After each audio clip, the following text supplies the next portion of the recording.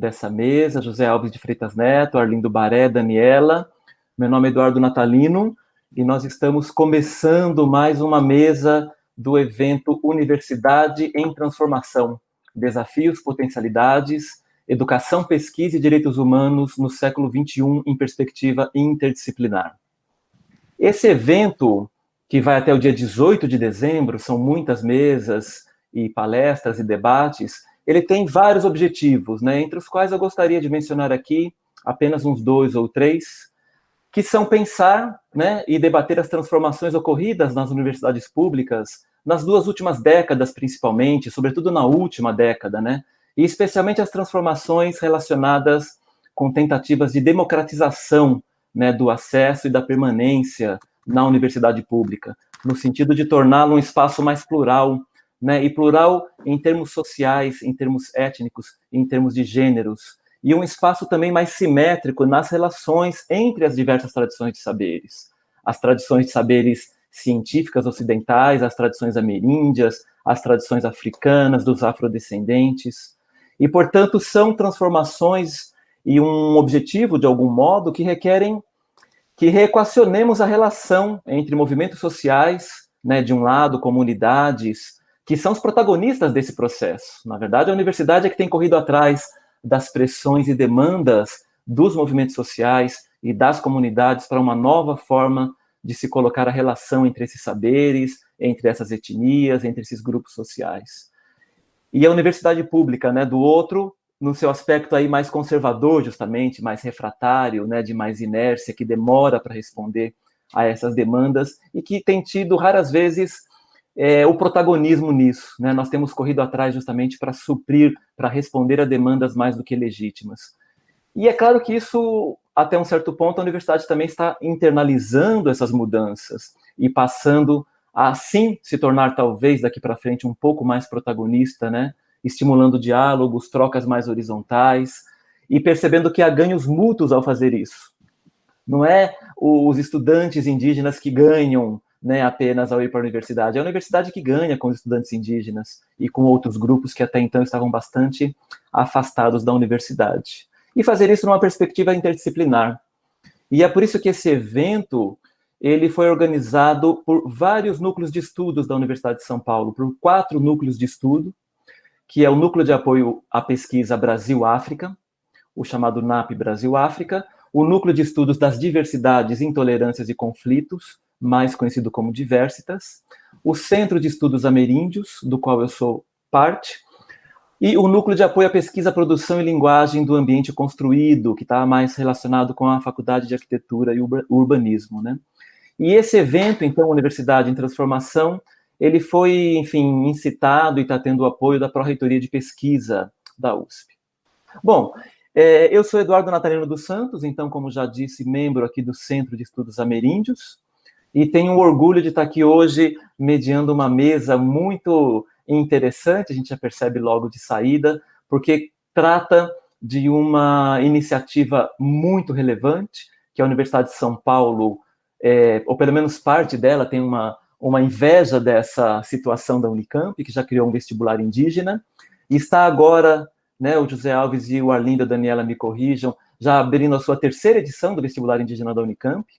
E nós, então, trazemos hoje aqui essa mesa intitulada Os Indígenas e a Universidade, Desafios de Acesso e Permanência, da qual participam o Arlindo Baré, que está aí. Obrigado, Arlindo, né?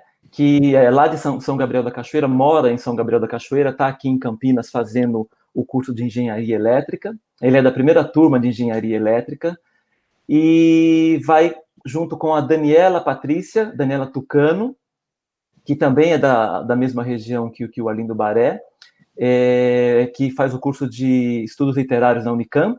Aí eu não sei se a Daniela é da 1ª ou da 2ª turma já, e ela é comunicadora da rede Waiuri também. E o José Alves de Freitas Neto, que é professor na Unicamp desde 2004, e é o atual diretor do Convest, né, desde 2017, então ele está intimamente relacionado, né, com essa criação do vestibular indígena da Unicamp, e é sobre isso que eles vão falar, e é a eles e a ela que nos interessa aqui ouvir. Então eu vou, como a gente combinou aqui rapidamente, passar a palavra para a Daniela, que está lá em São Gabriel da Cachoeira, não é isso, Daniela? E tem problemas talvez aí com a internet, que vai terminar de funcionar mais cedo, ela está num centro lá que tem internet. Depois a Daniela vai ser o Arlindo, e depois, por fim, o José Alves de Freitas Neto. Obrigados a todas e todos vocês que estão aqui presentes por participarem dessa mesa, quem está nos assistindo aí no YouTube. E vamos ter depois um espaço para debate, né, para perguntas. Então eu peço que o público aí vá guardando suas perguntas, formulando, e ao final elas serão encaminhadas aqui. Não sei se teremos tempo de responder a todas, mas a ideia é que montemos depois um rico debate sobre isso. Obrigado mais uma vez, Arlindo, Daniela e José Alves, e eu passo a palavra, então, para Daniela.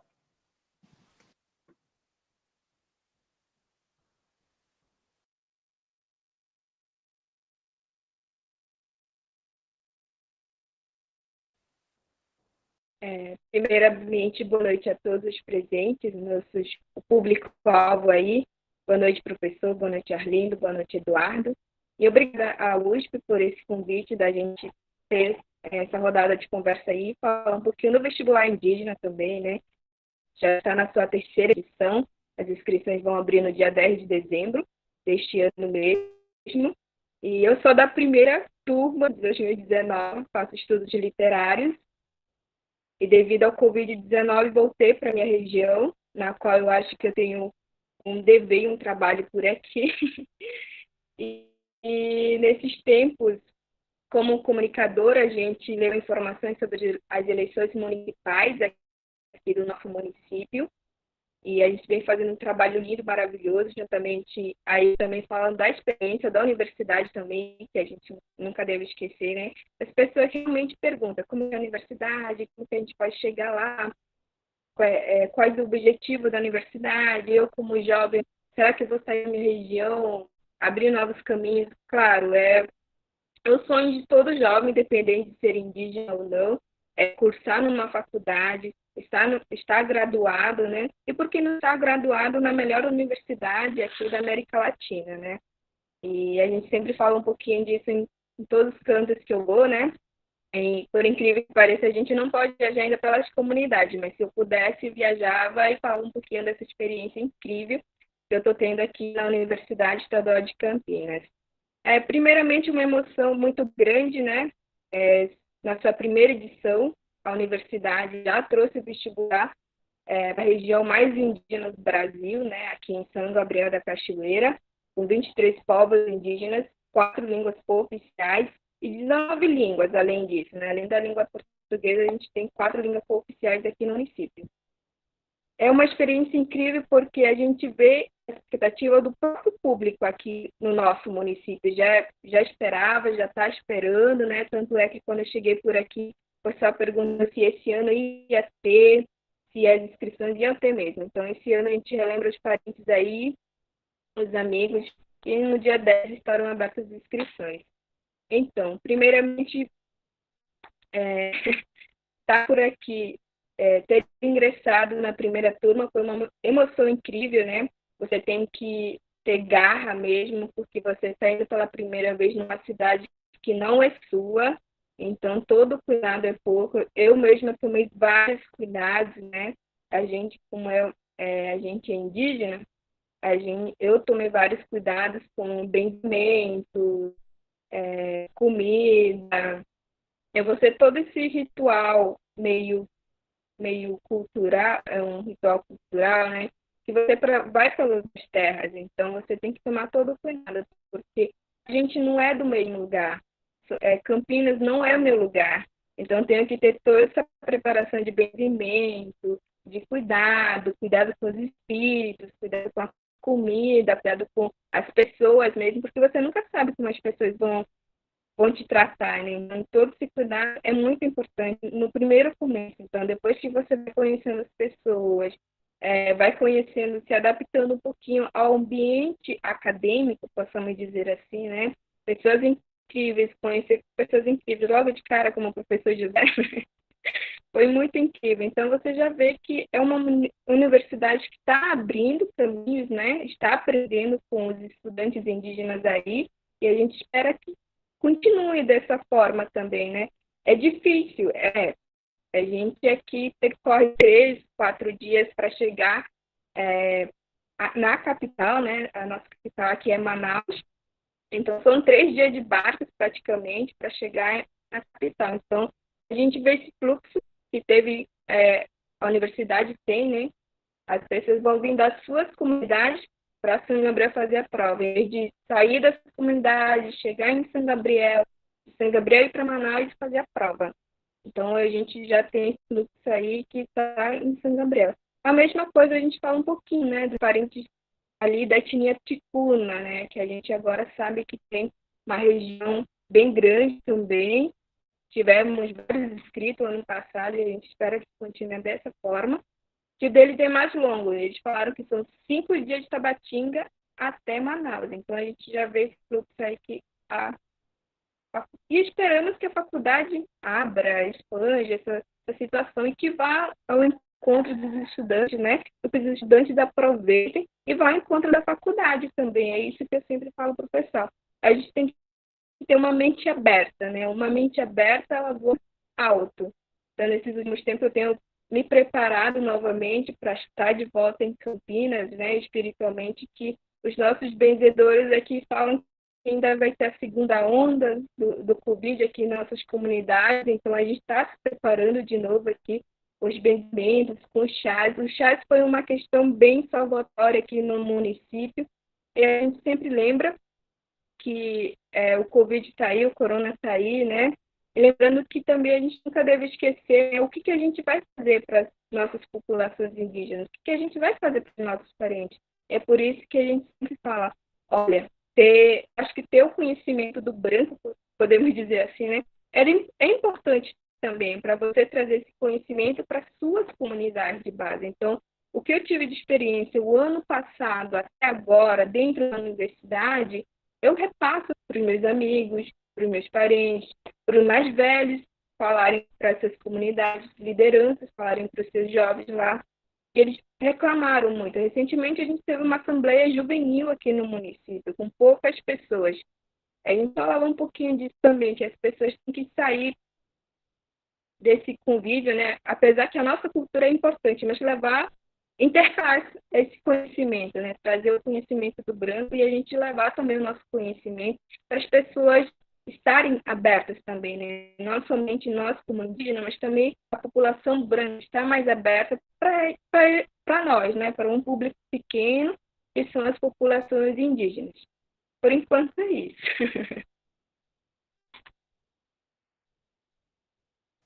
Daniela, muito obrigado por enquanto, por tua fala bastante, enfim, impactante, interessante, que evoca muitas questões que eu acho que vão suscitar perguntas aí, a relação entre a comida e o corpo que você falou, a comida e a saúde, né? Nós somos o que comemos, tem uma série de questões aí muito interessantes dos saberes indígenas que precisam ser mais valorizados, né? De uma maneira mais simétrica com os saberes ocidentais, como você colocou muito bem, né? Não se trata de opções excludentes na maioria dos casos, né? Mas vamos lá. Alindo, com você então. Obrigado, Daniela. Vai lá, Alindo.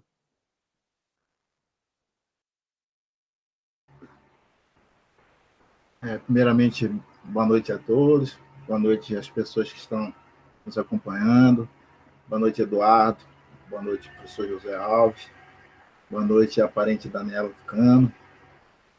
Para mim é muita honra de estar aqui com vocês, poder fazer a minha narrativa, né, dentro das minhas perspectivas como acadêmico indígena e falar um pouco do que eu sempre digo, da importância de poder estar acessando a universidade hoje, né? Como o próprio Eduardo citou logo no começo, que a partir das 2 décadas para cá, os estudantes indígenas começaram a acessar a universidade, né? E a importância disso é exatamente no sentido de algumas quebras de paradigmas, né? No sentido da gente, de alguma forma, não só fortalecer as nossas culturas, né? Fortalecer as nossas tradições, mas, de alguma forma, trazer esses conhecimentos também, como a própria parente Daniela já citou, para a gente que vem buscar, né, os conhecimentos hegemônicos, a gente também trazer a nossa contribuição, trazer nossos conhecimentos para tentar, de alguma forma, dialogar, né? E nesse diálogo, construir, né, essas parcerias, como eu gosto sempre de citar, essas parcerias que têm nos proporcionado um diálogo interessante, no sentido de não só criar um acesso amplo, né, dos indígenas na universidade, mas criar realmente uma permanência que possa dar frutos, não só no âmbito universitário, mas no âmbito do próprio fortalecimento dos povos indígenas. Né? É interessante porque eu falar um pouco da minha experiência com relação ao impacto que a universidade, né, tem tido na minha vida, é no sentido muito positivo. Né? Eu vejo hoje, por exemplo, só em estar na universidade, nós tornamos referências para né, para os nossos parentes, nós tornamos referência para nossas comunidades, nossas aldeias, e sendo essa referência, eu acho que é importante, né? Sim, esse acesso, eu volto a dizer, por quê? Porque faz com que a gente busque esse conhecimento para trazer esse diálogo, e dentro desse diálogo trazer, né, trazer essa formação, como eu sempre cito, do conhecimento hegemônico, e aí a gente se fortalecer. Muitas das vezes, como eu sempre digo, né, as políticas afirmativas parte desse princípio, né, fazer uma reparação histórica àqueles povos que, né, foram esquecidos em algum momento, e a gente, é claro, que faz parte desses povos que, dentro da nossa trajetória, dentro da nossa história, como povos indígenas, fomos um pouco deixados de lado. E eu acho que dentro, né, nessa perspectiva, eu percebo que é uma coisa muito grande que está acontecendo dentro né, desse movimento de acesso dos indígenas nas universidades. E eu queria fazer um relato importante que eu percebi dentro da universidade, na própria Unicamp, o quanto isso muda, né? E muda para um ponto muito positivo. Eu percebo isso né, com meus parentes, com minhas famílias, o quanto hoje, como é que se fala, eles têm orgulho de dizer que são indígenas. Né? Olha como a universidade traz uma coisa boa para a gente. E, nesse sentido, eu falo que é importante, né, que esse diálogo continue, essa construção continue, né, dentro, é claro, de todas as particularidades, porque, por exemplo, hoje nós vamos para a terceira edição do vestibular indígena, como a parente Daniela disse, somos 117 acadêmicos indígenas na Unicamp atualmente, 5 parentes na pós-graduação. Nesse sentido, a gente trazer todas essas particularidades, começar a construir dentro, né, vamos dizer assim, dentro dos estudantes indígenas, existe vamos dizer assim, uma riqueza multicultural muito grande, porque hoje, vamos dizer, a aldeia Unicamp tem 33 etnias diferentes, né, com 22 línguas diferentes, cada um com seu contexto, né, com sua história de vida, né, dependendo da sua região, de onde veio, tem uma história, uma ancestralidade muito bonita por trás disso. E aí, dentro dessa, né, eu vou repetir de novo, dessa aldeia multiétnica que existe aqui, é preciso a gente estar dialogando, e nesse diálogo a gente construir, no sentido de dar uma permanência mais tranquila, né? Mais do que isso, né? Mais do que a permanência, é o sentido positivo que está acessando a universidade.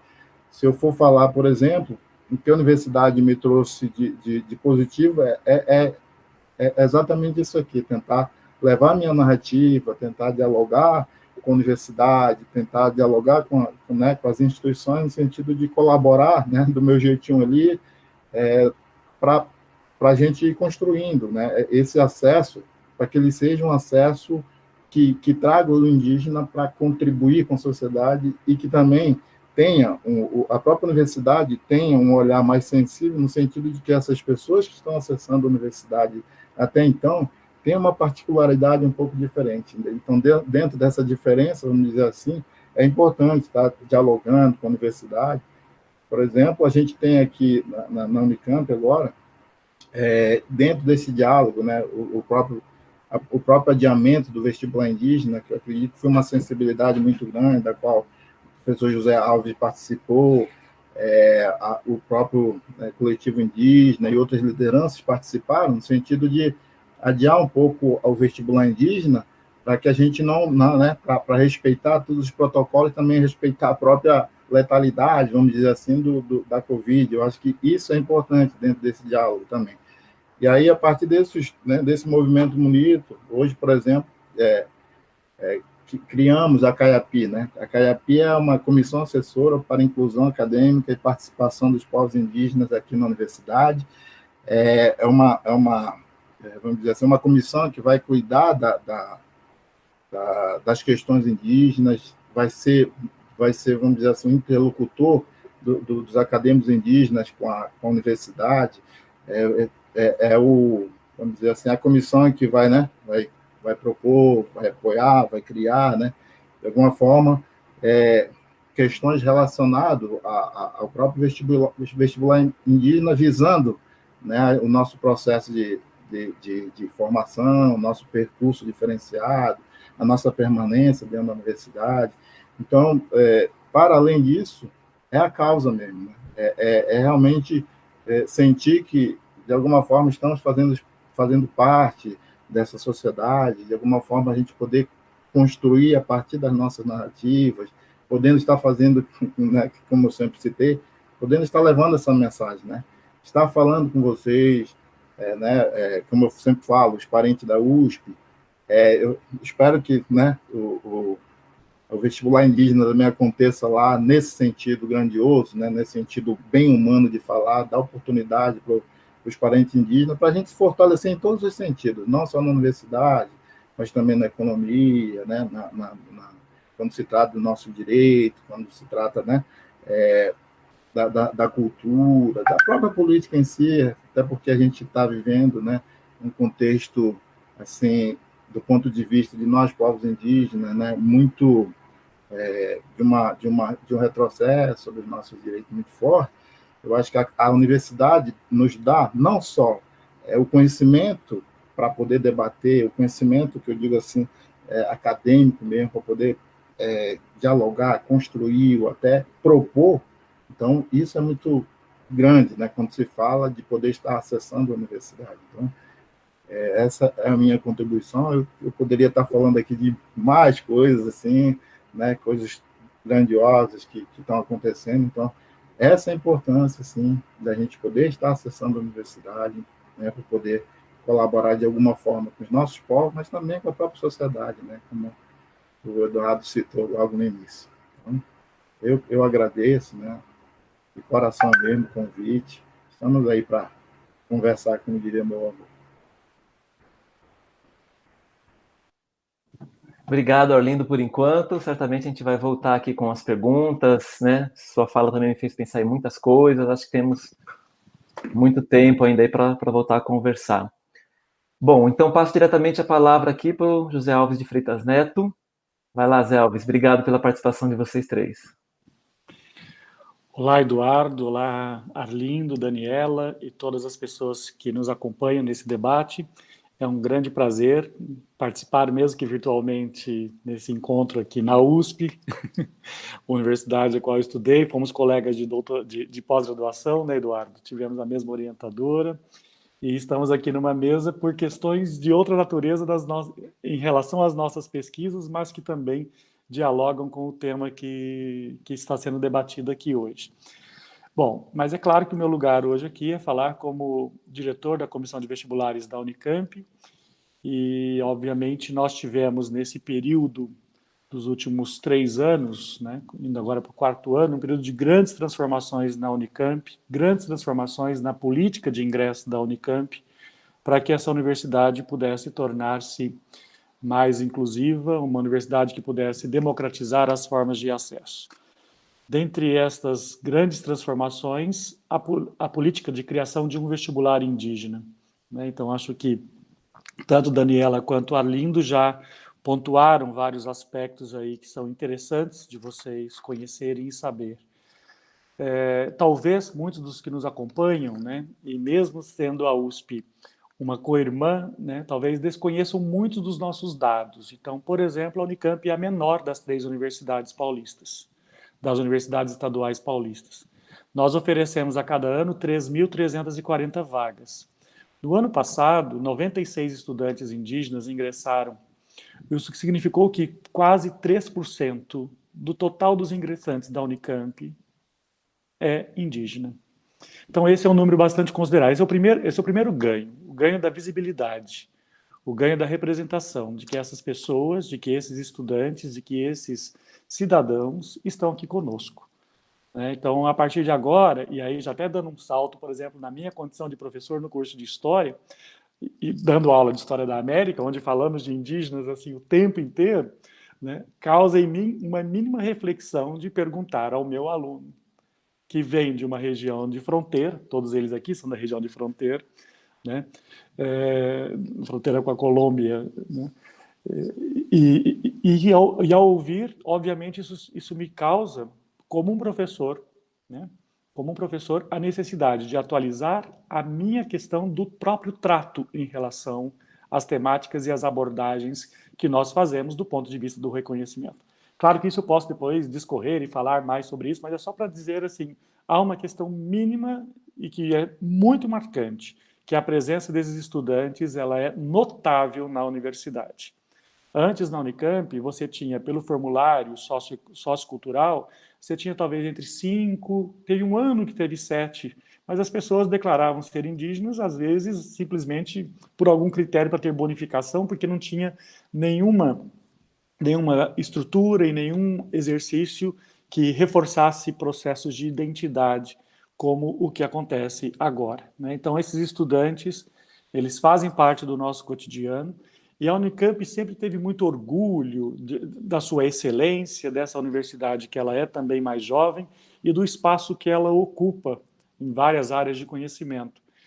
E muitas pessoas que sempre foram críticas em relação ao que significaria essas transformações, políticas de cotas, vestibular indígena, era sempre em torno da noção de excelência da universidade. E a resposta que a universidade, sobretudo o professor Marcelo, que foi muito, muito sensível, o reitor, o professor Marcelo Nobel, a essas temáticas todas a Unicamp será excelente, continuará a ser uma universidade de excelência exatamente porque ela é diversa. Não dá mais para alguma universidade no mundo contemporâneo reivindicar uma condição de excelência não sendo diversa nos saberes, na quantidade de pessoas que circula por dentro dela, e pelo acesso aos grupos sociais, culturais, étnicos e raciais diferenciados. Questões de gênero, todas as questões que envolvem um mundo plural. Porque a universidade, ela é, pelo menos filosoficamente, por princípio, ela tem que ser plural. E não tem possibilidade de dizer que a universidade seja plural falando uma mesma língua, ou conhecendo apenas, ou tão somente, uma matriz de pensamento, ou tendo tão somente um repertório predominante. Que haja hegemonias e tudo mais, ok. Porém, tem que haver o contraponto. E, nesse sentido, a criação do vestibular indígena veio numa perspectiva de renovação e de mudança, né? E quando a universidade, que algumas pessoas perguntam, por que fazer um vestibular indígena? Não bastaria colocar cotas para estudantes indígenas? A resposta da Unicamp é não. Por quê? Fazer um vestibular indígena significa valorizar os conhecimentos dos próprios estudantes indígenas. Claro que a exigência é uma exigência de uma prova em português, é a exigência de uma prova que vai ter matemática, vai ter raciocínio, porque esses são conhecimentos que serão demandados na universidade. Mas, ao fazer as questões, ao propor as questões, nós não queremos uma comparação do rendimento desses estudantes com a comparação dos estudantes que frequentam as escolas tradicionais. A realidade educacional da população negra, por exemplo, que é beneficiária de uma política de cotas, é uma realidade educacional muito díspare se comparada com a realidade educacional dos estudantes indígenas. Então, um vestibular indígena significa ter o esforço da universidade de fazer uma prova conhecendo ou dialogando um pouco mais com essas experiências. Então, é uma prova que passa muito mais por raciocínio lógico, capacidade de leitura e interpretação, tudo aquilo que são fundamentais para a experiência na universidade. Mas fazer um vestibular específico também significa reafirmar as identidades das escolas indígenas, as estruturas de funcionamento destas mesmas escolas, e também fazer com que os estudantes se reconheçam numa prova que seja mais amigável e não desestimulante. Tá certo? Porque quando você vai para um Enem, que talvez seja a prova, né, do ponto de vista de acesso, é a prova que todo brasileiro tem condição de fazer, mas é uma prova que não tem nenhuma preocupação, seja num enunciado, seja num tipo de proposição, de pensar que a perspectiva do indígena, ao abordar, por exemplo, a história ou a literatura, ela é diferente. Então é uma prova que não tem língua inglesa, por exemplo, porque o português, como foi dito aqui, pela riqueza que o Arlindo trouxe para a gente, né? A quantidade de línguas indígenas, o português é a segunda língua para a maioria, né? Não é a língua, não é a primeira língua, né? Então, dentro dessa perspectiva, também fazer uma prova significa um reconhecimento. E o que se ganha dentro, não dá para dimensionar ainda, mas se ganha muito. Como eu disse, pela própria representatividade, pela maneira como nós também aprendemos a negociar e conversar. Arlindo e Daniela podem depois fazer outros relatos, é claro que há tensões, é natural, né? Seria surpreendente que não tivesse nenhum tipo de tensão, mas também é importante dizer que muitas das questões elas foram resolvidas de imediato e sempre com muito diálogo. Então, o que o Arlindo acaba de comentar aí, de criação de uma comissão assessora, é um órgão dentro da Diretoria de Direitos Humanos da universidade, que propõe acompanhar, da mesma maneira que tem sobre a questão de violência de gênero, que tem para a questão do racismo, combate ao racismo, apoio aos refugiados, também tem uma diretoria, uma coordenadoria, desculpe-me, uma comissão assessora relacionada aos estudantes indígenas e à sua adaptação. Esses estudantes foram acompanhados o tempo inteiro, tanto na política de permanência do ponto de vista de bolsas. A universidade, mesmo nesse contexto de crise, fez um aporte financeiro muito grande para poder garantir que todos os estudantes tivessem bolsa, né? E, além disso, obviamente, não basta dar a bolsa, tem que ter também preocupações da permanência acadêmica dos estudantes. Então, de orientar os estudos, porque tem uma ruptura, né? Tanto Arlindo e Daniela podem, né? A Daniela falou, não, sair de uma cidade, Campinas não é minha cidade. Não é mesmo, né? Nós tivemos questões relacionadas à alimentação, né? A ausência de farinha d'água, por exemplo, foi uma queixa muito... Como que no bandejão não tem farinha d'água, né? Então, não tinha nem d'água, nem farinha nenhuma, né? Então, eu acho que essa é uma questão importante de ser considerada, né? Que coisas, assim, mínimas, não é? Parecem mínimas, mas não são mínimas quando você tem uma experiência, uma cultura e pessoas que estão aqui. Então, para o restante da universidade, então, o indígena que habita um imaginário fantasioso da sociedade brasileira, ele se transforma no Arlindo, na Daniela, no Lucas, no Eládio, e em tantas outras pessoas, e tantos outros nomes que eu poderia citar aqui, e que nós temos um contato muito próximo com eles, né? Então, acho que isso também é uma coisa que talvez, ter estudado na USP sabendo que ela é um pouco mais hierarquizada, né? Então, pergunte para o Arlindo se ele não tem o WhatsApp do reitor, se ele não conversa com o reitor diretamente. Tem, né? Então, assim, tudo isso também é uma mudança de procedimento. É uma mudança de uma universidade que está mais atenta, já que o nosso protocolo e a nossa conversa que é a Universidade em Transformação, a universidade tem que transformar-se, inclusive, na maneira como ela lida nas suas relações, né? Então, o trato mais pessoal, mais acolhedor, ele é fundamental, e os estudantes indígenas têm demonstrado isso. E também têm demonstrado como é que eles se organizam, como é que eles agem, né? Chegaram, em menos de 15 dias, em 15 dias eles estavam organizando a primeira semana dos acadêmicos indígenas, né? Então, assim, para nós era assim, era muita novidade acompanhando ao mesmo tempo. Muitas novidades que eu poder relatar aqui. Vou ter, para as minhas memórias, eu vou ter coisas riquíssimas a contar desse período, né? Por exemplo, no dia da aplicação do vestibular, chega uma família com um bebê de colo e fala assim, viemos fazer a prova. E assim, não tinha lugar, não tínhamos pensado nessa questão do acolhimento, né? De alguém que veio da região do Xingu, né, que chegou aqui. E você, por que trouxe a criança? Para conhecer a cidade, né? Então, esse negócio, essa função de ter a escuta, né, totalmente diferente do que nós estamos habituados, tudo isso é algo muito importante e muito rico dessa experiência de fazer um vestibular indígena. Então, eu acho que também falei bastante, mas só para entender a Unicamp decidiu abrir no mínimo 2 vagas em cada um dos cursos até 2021. Então, nós vamos chegar a 140 vagas, considerando aí os cursos que a Unicamp tem. São 69 cursos, vai ultrapassar 140, porque alguns cursos, por exemplo, pedagogia, oferece 5 vagas e não apenas 2, né? Então, duas vagas é o mínimo estabelecido. Por conta do quê? Para não ficar apenas um estudante, mas que eles possam se amparar também. Claro que às vezes há realidades, por exemplo, no curso de História eu fiquei decepcionado, né? No primeiro vestibular não tinha nenhum candidato, né? Então você tinha 2 vagas para 0 candidato, né?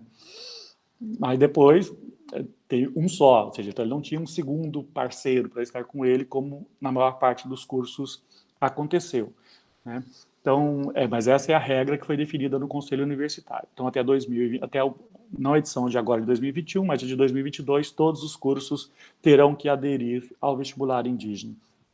E aí, quando nós decidimos, olhamos muito a experiência de São Carlos e decidimos fazer uma prova, ao conhecer a experiência da UFSCar, nós decidimos fazer a nossa prova, como nós temos autonomia, temos o próprio órgão, né, a Conveste, assim, então vamos aonde os estudantes estão. Então a nossa escolha por São Gabriel da Cachoeira foi exatamente de ir ao município com o maior percentual de população indígena do país. E fizemos no primeiro ano prova também em Manaus. Só que o resultado de Manaus não foi tão satisfatório para a universidade, do ponto de vista da diversidade. Por quê? Primeiro porque tem outras universidades em Manaus e vários estudantes por ali ficaram. Então, o que nós detectamos? Pelas experiências do que nós ouvimos dos estudantes, né, de que talvez fosse o caso de ir a outra região. Então, fomos fazer a prova no segundo vestibular, também em Tabatinga, região em que concentra 40% de toda a população indígena do estado do Amazonas. Então, também isso é escuta, também isso é a universidade querendo atender às demandas dos estudantes. Fazíamos prova em Pernambuco, em Recife. Os estudantes falaram assim, mas Recife não é nada para nós. A nossa capital não é Recife, é Caruaru. Então, adaptamos a prova do Recife, muito mais fácil para nós, do ponto de vista de logística, né? Porque de Caruaru nós temos que chegar de carro. Quer dizer, vai até Recife, de Recife pegar carro, né? Então, Caruaru. E Dourados, no Mato Grosso do Sul, porque Mato Grosso do Sul é o estado com a segunda maior população indígena do país, e uma população particularmente ameaçada por conta das disputas com o agronegócio. Então, queríamos também oferecer e sinalizar que uma universidade como a Unicamp tem interesse em ter esses estudantes aqui.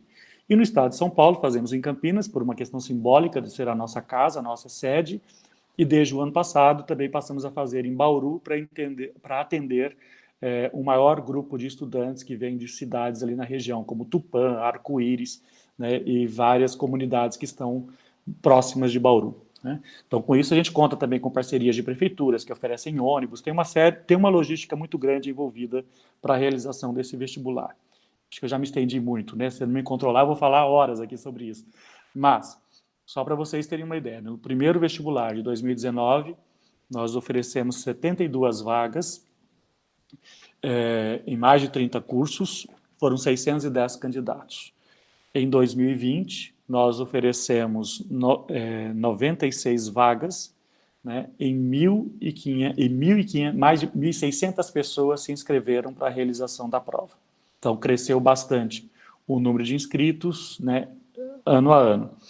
E, para este ano agora, de 2021, nós vamos ter um acesso um pouco diferente, porque eles não vão começar a aula em março, mas isso também é uma demanda, é um diálogo, é uma construção, né, por parte da universidade, né, das suas comissões, dos seus órgãos, como a Conveste, a CADE, a Diretoria de Direitos Humanos e o Coletivo dos Estudantes Indígenas, que os estudantes farão a prova em abril e virão em agosto. E de agosto a dezembro do ano que vem, eles vão passar por um período de adaptação, no sentido de fazer algumas disciplinas relacionadas à leitura e produção de texto, para aqueles que são da área de exatas, um pouco de disciplinas de matemática, porque esses são os gargalos que, sim, agora falando de alguns problemas, esses são os gargalos que o estudante às vezes se sente abatido um pouco nas exigências, porque, sei lá, Arlindo entrou em engenharia elétrica, teve que fazer cálculo 1, né, Arlindo? Então, chega lá, aquelas disciplinas de cálculo são difíceis para todos os estudantes, né? Então, você tem que ter também uma adaptação por vários esforços. Também isso foi muito bonito de ver, esforços de professores, de outros estudantes, para oferecer aulas, para oferecer apoio, para poder fazer uma série de atividades para que os estudantes se sentissem acolhidos, amparados, se sentissem que havia uma lógica de solidariedade, né, de apoio às atividades que eles estão fazendo por aí. Então, acho que fazer o vestibular indígena, encerrando essa primeira fala, ele é necessário, ele é importante para reafirmar a pluralidade da universidade e dos saberes. É interessante a quantidade de autores indígenas que hoje nós já ouvimos falar e que nós já incorporamos dentro dos nossos cotidianos. É interessante perceber que várias pessoas com muitos preconceitos e muitos estereótipos têm que, né, pensando o todo da universidade, as complexidades que existem na universidade, como essas pessoas também têm que aprender a lidar com essa nova realidade, né? Os desafios são imensos, mas eu acho que não há desafio que não possa ser superado quando as pessoas querem superar, né? Então, acho que, nesse sentido, a posição política da Unicamp ela foi fundamental de abraçar esta causa do vestibular indígena. E esta realidade ela cria demandas cotidianas. Não é uma tarefa simples de se fazer, não. Mas é uma tarefa que se quer. Quando se quer, se faz. Mesmo nesse contexto de crise econômica e todas as questões que estão envolvidas aí, né? Então, a Unicamp fez essa opção, né? E ela aposta nisso do ponto de vista de fazer uma prova. A minha parte é fazer a prova, selecionar, divulgar, né? Organizar uma prova que permita estabelecer os critérios mínimos que a universidade estabelece, né? E mais do que isso, sinalizar aos estudantes, né, o que significa entrar numa universidade como a Unicamp. Eu me lembro no dia da votação do Conselho Universitário, né, a fala de diversos professores, né, de diversos conselheiros no Conselho Universitário, e um deles em particular me chamou a atenção, né, de um sentido talvez quase utilitário, mas eu acho que esse argumento também é necessário, porque ele fala assim, nós também temos interesse nos saberes desses estudantes e dessa população, deste povo, e nós sabemos quanta riqueza tem também nesse povo que ajuda, né, por viver em 13% aproximadamente do território brasileiro, tem tanta riqueza e ajuda também em pautas como a discussão ambiental, como a questão de conhecimentos tradicionais, tudo isso para ser estreitado e ter uma cooperação futura, por exemplo. Essa é uma fala que veio do diretor da Faculdade de Farmácia, né? Pensando abertamente, não é difícil pensar qual é a correlação e qual é o interesse futuro que possa vir a ter.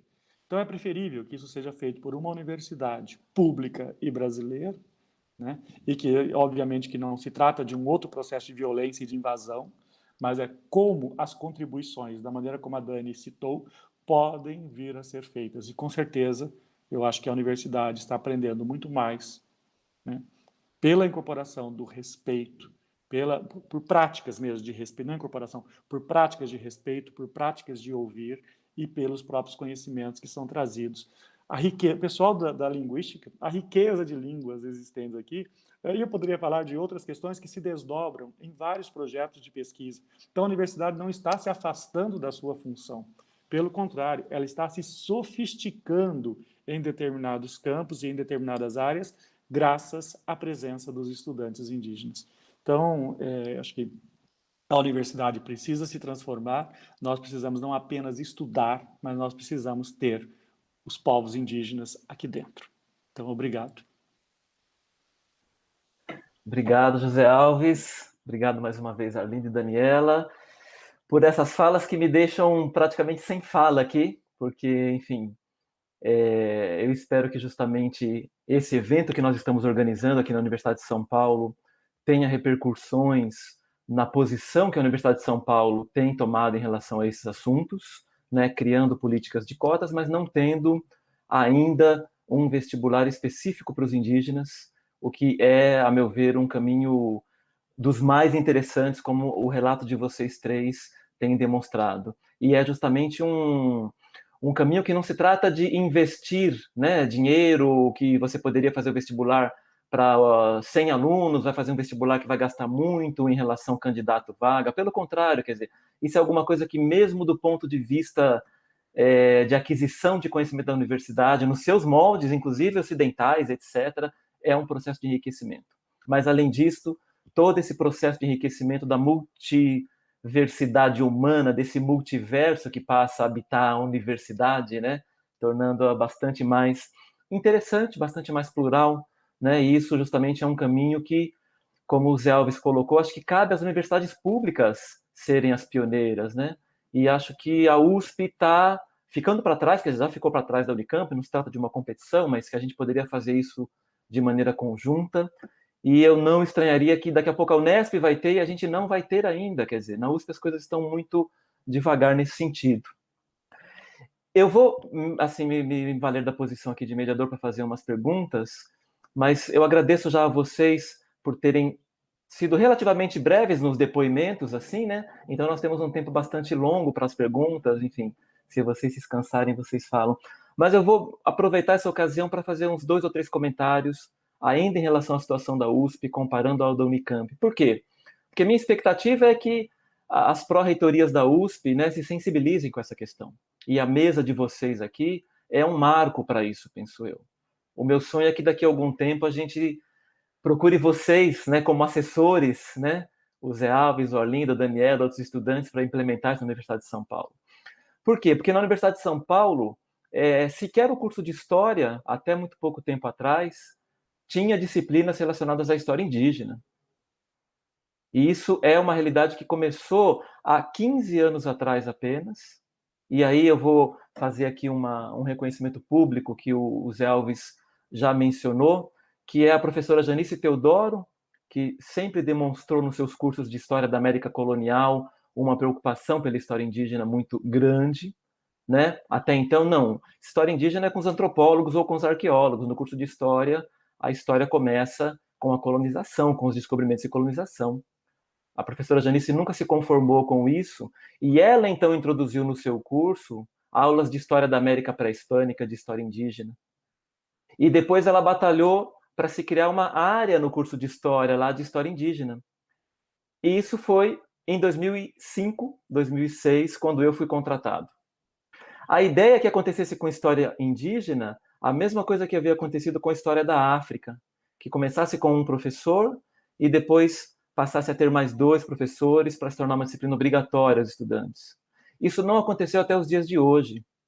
Nós estamos em 2020. São 15 anos que nós vemos pleiteando, né, essas vagas para professores de História Indígena, e nós não conseguimos obter isso da reitoria. Só que agora, nós já temos, como eu falei no início, eu penso que a universidade está sempre a reboque dos movimentos sociais e dos indígenas e dos movimentos de gênero e etc. Agora nós já temos uma outra demanda, que nós não queremos apenas professores que falem sobre a história indígena. Nós queremos também ter historiadores indígenas, intelectuais indígenas, sábios indígenas. Queremos ter a história indígena por eles próprios também na universidade. Então nós já estamos, quer dizer, com esses 2 capítulos atrasados, né, para fazermos a nossa lição de casa e tornar a universidade um lugar de fato plural, de fato que de alguma maneira minimizem as assimetrias que estão aí fora, porque essa é a questão que o Arlindo colocou, acho que muito bem. Há saberes hegemônicos, a gente não pode, né, se iludir enquanto a isso. Há saberes hegemônicos. As tradições de saberes, elas estão intimamente relacionadas com as tradições políticas, com a situação política. E uma se impõe sobre a outra, não é porque ela é uma melhor maneira de explicar o mundo, é porque ela é politicamente mais forte, muitas vezes, e até elimina a outra, como a gente sabe. E eliminou muitas culturas indígenas no Brasil.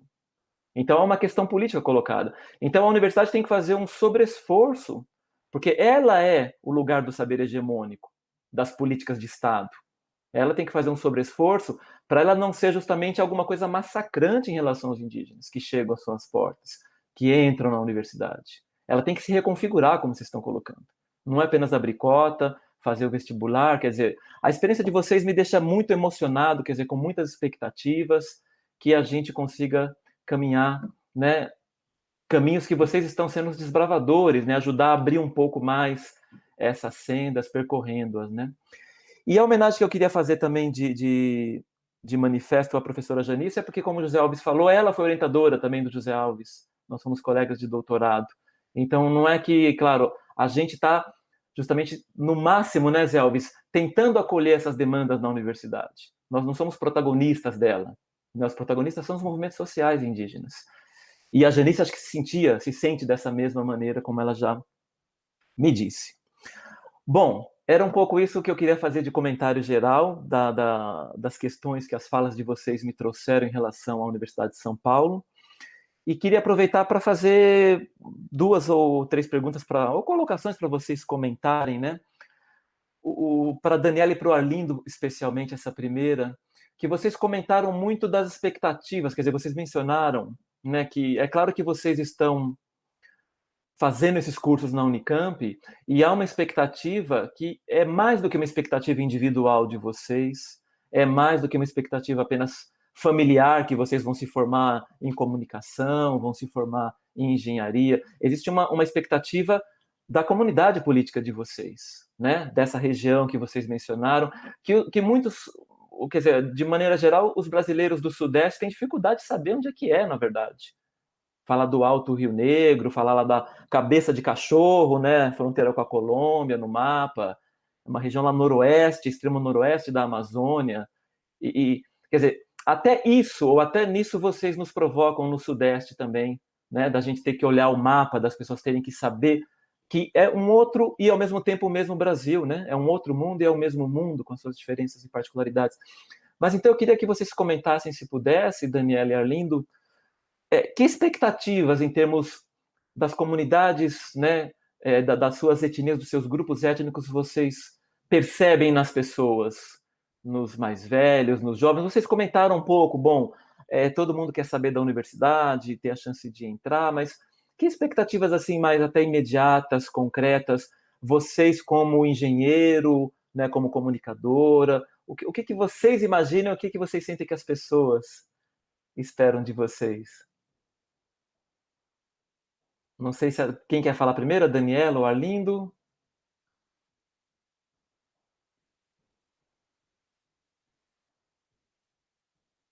Daniela, você Então, primeiro?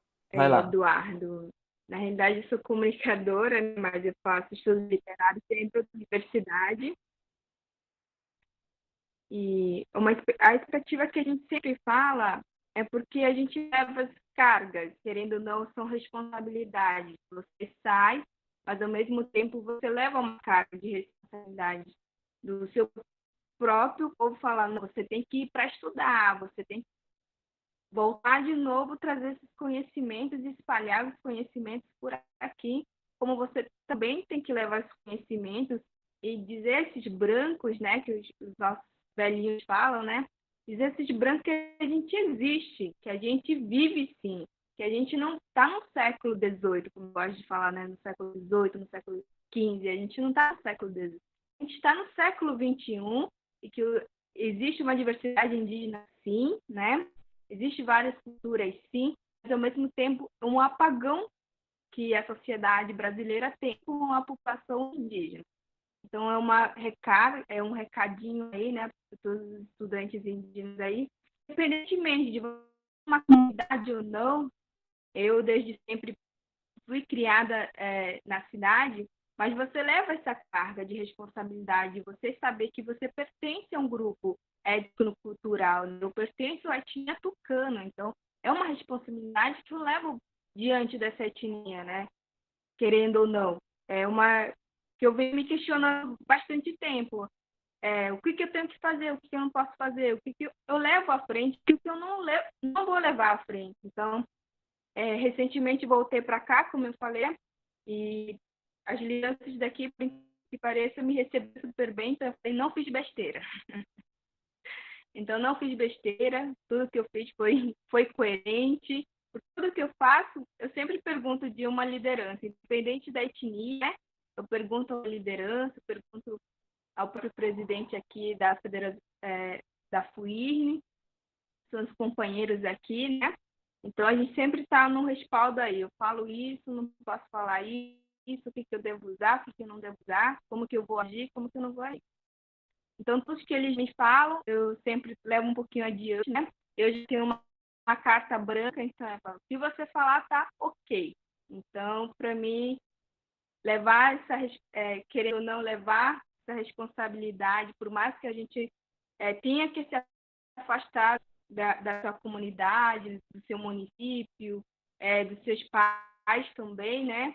A gente está levando essa carga. Então, uma responsabilidade múltipla, porque você tem que trazer esse conhecimento para as comunidades, e é isso que eles reclamam mesmo, porque muita gente eles falam, não, mas o meu filho, o meu parente, o meu irmão já foi bastante tempo estudar fora e não volta, não fala o que aconteceu, não está transmitindo os seus conhecimentos para cá, não está levando os conhecimentos daqui, só fala daqui e não traz nada. Então, essa responsabilidade, quando a gente fala, é uma expectativa, né? Você tem que levar e você tem que trazer ao mesmo tempo. Então, é isso a fala dos nossos velhinhos aqui, para a gente sempre estar nesse diálogo. Então, toda vez que eu posso, sempre estou por aqui em São Gabriel, né, falando, a gente está levando isso, a gente está fazendo isso. Existe um grupo sim, não existe só a gente, né, como o próprio José falou aí. Existe agora os nossos parentes de Tuna, existe os outros parentes da região Nordeste, existe os nossos parentes próprios da região Sudeste.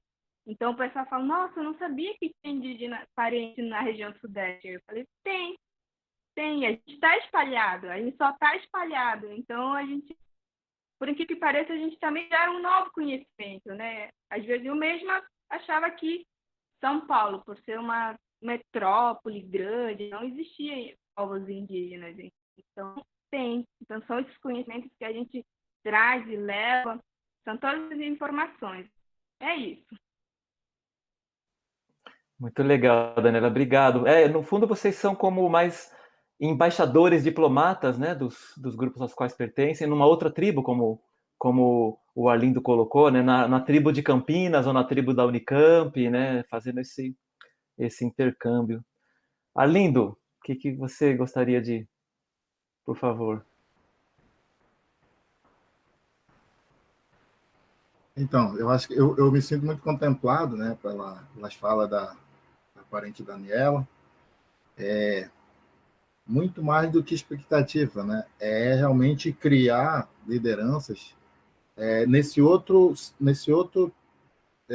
vamos dizer, nesse outro sentido, não porque a gente tem nosso conhecimento, tem nossa forma de ver as nossas lideranças, mas dentro dessa outra realidade, desse outro contexto, desse conhecimento hegemônico que eu falo, a gente tem que se fortalecer. E a universidade, eu acredito que vai ser uma parceira muito grande nesse sentido, de a gente se apropriar desse conhecimento e, a partir dessa apropriação, contribuir, né? Contribuir num sentido de tudo aquilo que a gente sofreu, né? Desde a nossa, né, ancestralidade, desde a nossa história, dentro, né, vamos dizer assim, da história dos povos indígenas do Brasil. Eu acho que a importância de estar buscando esse conhecimento é nesse sentido. De umas décadas para cá, por exemplo, a gente pode ver o quão é importante adquirir esse conhecimento, né? Por exemplo, eu posso citar, né, dos 10 anos para cá, o quanto que a universidade deu essa possibilidade de brigar, por exemplo, por nossos direitos, né? É claro que isso ficou muito evidente, né, de uns anos para cá, pelo próprio contexto político que realmente se declarou muito, assim, se declarou realmente um nosso inimigo, né? Então, assim, a partir desse, vamos dizer assim, dessa análise, o que é importante buscar dentro da universidade é exatamente esse conhecimento, né? Para poder pautar, discutir, dizer, né, para aquele outro parente de lá, né, que está pensando em nos retroceder em tudo aquilo que a gente conquistou, dizer para aquele parente lá, opa, não é assim, né? E aí a importância de ter parente na área de engenharia, na área de economia, na área de direito, para a gente poder construir o fortalecimento de um povo que, historicamente, realmente foi deixado de lado, né? Eu acredito muito, realmente, nessa construção, nesse fortalecimento, e aí, como a parente bem disse aí, a gente começa a entrar dentro desse ambiente que existe outros povos dentro desse, vamos dizer assim, da universidade, a gente consegue realmente fazer como é que eu falaria? Fazer um diagnóstico da própria realidade dos povos indígenas. Por exemplo, a gente percebe, né? Eu vou aproveitar aqui e chamar os parentes para vir fazer história, né, professor Gisele? Venham fazer história, mas não para estudar o descobrimento do Brasil, venham fazer história para trazer o nosso conhecimento, para contar os nossos conhecimentos, para que a gente, dentro da universidade também, não só na universidade, mas leve esse conhecimento para outros cantos do Brasil, do mundo, para dizer que a gente, de fato, existe. Então, dentro dessa lógica, é realmente uma contribuição imensa, né? E aí, partindo um pouco, né, do que, dentro dessa minha perspectiva, eu consigo hoje, por exemplo, estar falando português muito mais claro, porque isso, de fato, a universidade me traz. A universidade me deu essa possibilidade de eu, por exemplo, questionar a partir, isso aí está errado, então eu vou buscar um conhecimento, vou ler um livro, vou ler sobre meus direitos, vou pesquisar, vou participar de um grupo científico. Então, dentro da universidade, a gente pode fazer esse movimento, não um movimento, vamos dizer assim, um movimento de querer se contrapor a outro conhecimento, mas sim trazer o nosso conhecimento, dialogar com esse conhecimento e, ao mesmo tempo, falar para esse outro conhecimento que nós existimos.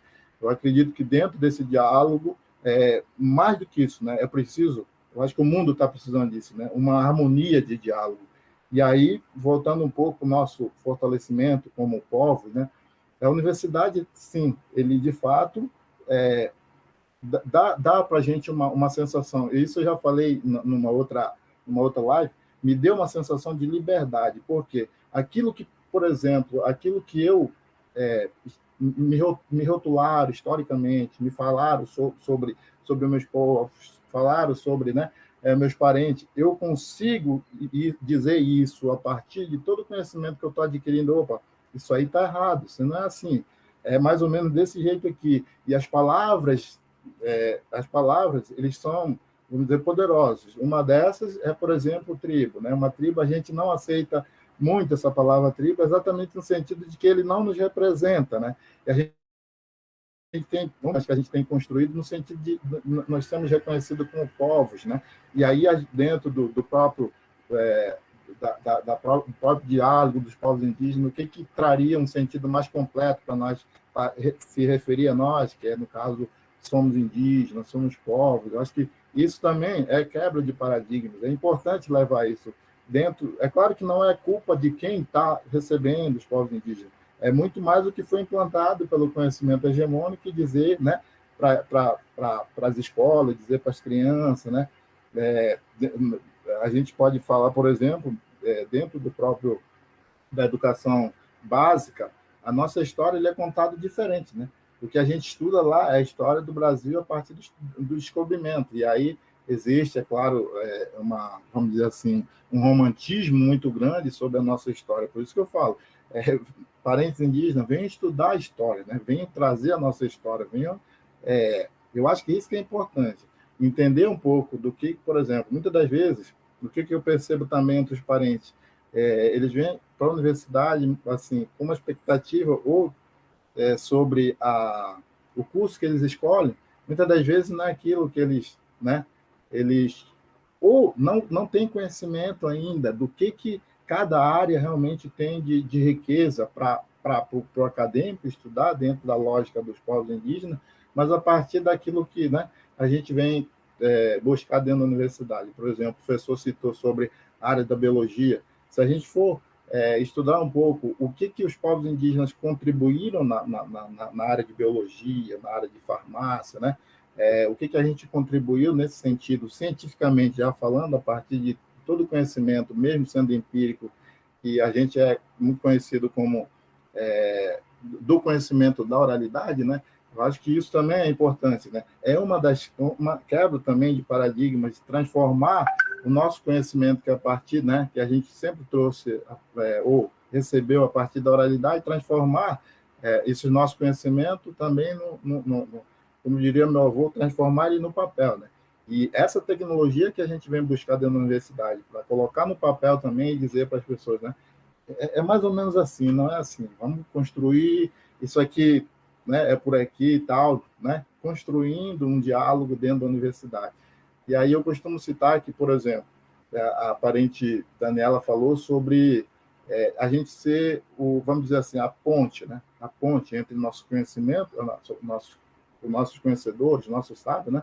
A gente ser esse intermediador entre os produtores dos nossos conhecimentos, que são nossos avós, né? Nossos parentes mais velhos, que detêm esse conhecimento, vamos dizer assim, histórico, ancestral, e trazer para a universidade e tentar esse diálogo, né, com esse conhecimento hegemônico. Então, o nosso papel dentro da universidade é fazer essa interlocução entre o nosso conhecimento e o conhecimento hegemônico, de alguma forma, como o professor José Alves falou, contribuir, né, não só na área científica, mas também contribuir, né, para a própria sociedade, um modo de pensar um pouco também, o modo de viver, né? Que a nossa forma de viver, na lógica, vamos dizer assim, tem uma lógica um pouco diferente, né? E muitas das vezes essa lógica um pouco diferente, que também vai de contra, né?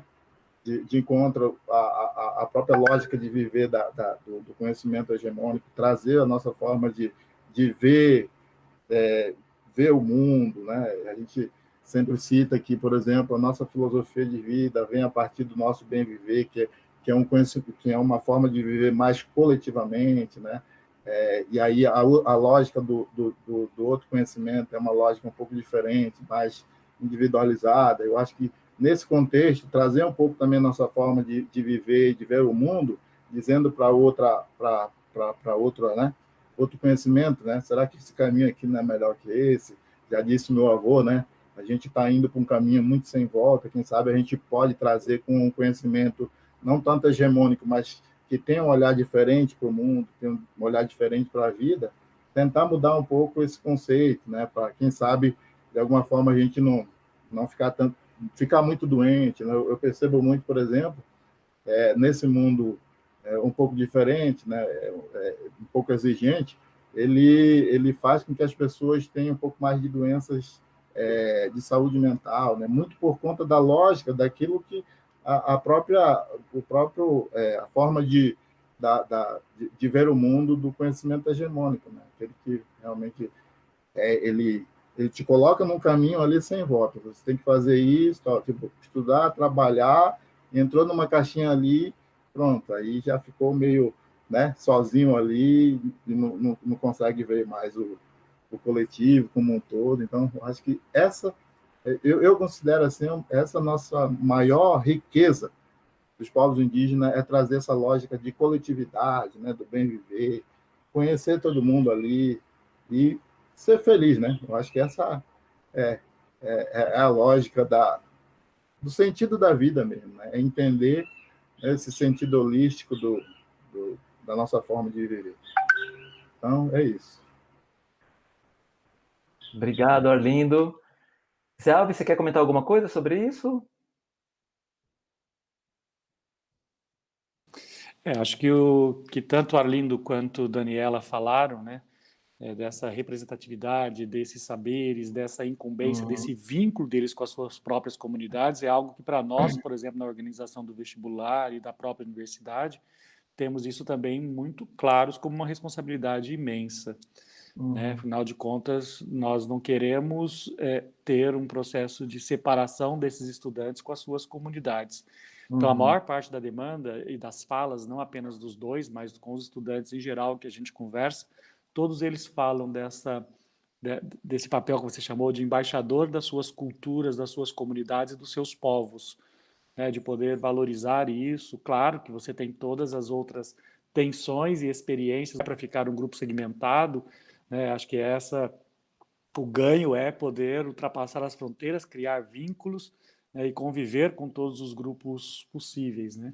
Então acho que, mas é muito rico esse debate e, por exemplo, e não é uma cobrança, pelo menos da parte nossa que participou da elaboração desse processo de construção do vestibular, que a gente não tem uma cobrança do ponto de vista assim, quando é que vai se formar? A gente não está preocupado com esta questão numérica de créditos que é tão afeita ao universo da universidade.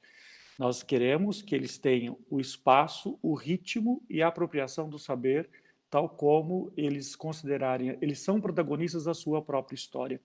E ao serem protagonistas e portadores de outros saberes, eles também podem, vamos dizer assim, ditar o seu próprio ritmo, né? Então, porque afinal de contas, também não adianta dizer que vai haver um projeto de incorporação e de abertura de um vestibular indígena para simplesmente colocar todo mundo na métrica alucinada de produção da universidade, né? Porque daí E é que melhor não adoece as fazer. pessoas, né? Que adoece as pessoas, como E ali no adoece as pessoas. Então aí é melhor não fazer, né? Então, é claro que a gente sabe que tem tensões, porque algumas áreas mais duras não têm esse olhar mais flexível em relação às propostas, aos estudos, mas temos aqui, né? Acho que talvez a Arlindo, Daniela, que teve que nos deixar pelo compromisso, né? Mas agradecer a ela também, mas talvez eles se sintam, por serem da primeira turma, né? Estão sendo muito demandados para afirmar politicamente a pauta, né? Consequentemente, isso também retira deles horas de estudo, né, e outras questões que eu considero que eles estão levando numa boa, porque sabem que, como já ouvi da boca, não sei se de você mesmo, Arlindo, mas ou de outros, que assim, muitos lutaram para eles poderem estar num lugar como este. Então, eles têm que desempenhar, não para nós, mas para eles. Então, esse é um vínculo muito bonito de se observar. E aí, aqui, só para encerrar esse meu comentário, quero lembrar, pena que a Dani já saiu, mas quando houve a acolhida desses primeiros estudantes, né, o reitor foi receber e aí teve uma rodada de apresentação e de conversa. Bom, não falei de dados aqui, porque eu sempre, o vestibular me torna, eu já não sei se eu vou ser historiador depois, viu, Eduardo, porque eu só falo de números, faço raciocínios de natureza desta ordem aí, mas tem mais homens do que mulheres, esta é uma questão, né? Eu acho que eu não expliquei acho que tem que aparecer uma pergunta aí, qualquer estudante que tenha vínculo, que seja atestado por lideranças indígenas, então a inscrição do vestibular indígena pode ser para um estudante que mora na cidade, ele pode ser urbano, não há problema algum, né? Desde que as comunidades reconheçam que ele pertence àquela etnia, né? E esse é um documento que ele é também levado até a FUNAI, que declara que aquelas pessoas pertencem a tal etnia, né? Então, você tem um procedimento mínimo de controle, porque senão, você sabe, né, quando você cria política pública no Brasil, as pessoas muitas vezes procuram o caminho de burlar a política. Então, então todo mundo é descendente de indígena. Não é isso, né? Não se trata disso, é reafirmação das pautas identitárias e dos grupos étnicos, né? Então, tem um formulário, tem todo um procedimento burocrático que assegura que aqueles estudantes que entram no vestibular indígena não precisam estar em comunidades, né? Eles podem viver como, por exemplo, o pessoal aqui do interior de São Paulo, né? E aí, mas o reitor começou a receber, falar a todo mundo, e assim, mais homens, e eles falando, entusiasmados, as meninas mais tímidas. Quando chegou a Daniela pegou esse microfone e falou assim, e mulher indígena vai falar. E começou, e falou. Então fez um discurso longo, porque era tudo para ser rapidinho de todo mundo, e todo mundo assim, né? O que está acontecendo. Aí depois o outro momento, que para mim é muito marcante também na minha memória, que no ano passado, no dia 15 de outubro, a Unicamp fez uma Assembleia Geral. Foi a segunda da sua história, que é o órgão máximo do máximo do máximo, que reúne os coletivos todos, todas as representações. E o reitor fez isso por conta do ataque à autonomia da universidade. Nós todos, no ciclo básico, que é o lugar de origem da universidade, tivemos assim todos os segmentos políticos da universidade, e foi muito bonito ver o Arlindo, por exemplo, falando, ele e dividindo espaço com outro parente dele, mas foi muito bonito de se ver que aquela universidade, que fazia a sua segunda assembleia geral, a primeira foi contra os ataques do governo Paulo Maluf, que tentou intervir na Unicamp especificamente durante o seu governo, e o segundo foi nesse momento. E eu fiquei imaginando o que se passou, né, do final dos anos 70, né, quase anos 80, para 2020. 40 anos se passaram e a universidade mudou muito.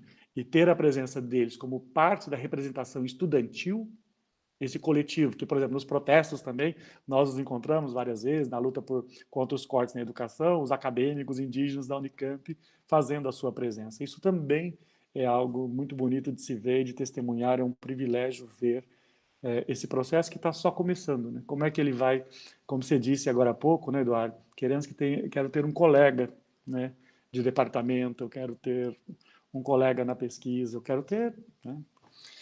O que eu lamento até hoje, e que a pandemia me proibiu, é que eu ia aplicar o último vestibular, que estamos terminando a nossa gestão, né?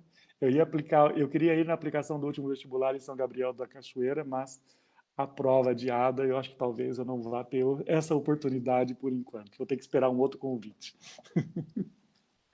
Obrigado, Zé Alves. Que história, enfim, inspiradora de vocês, essa trajetória toda.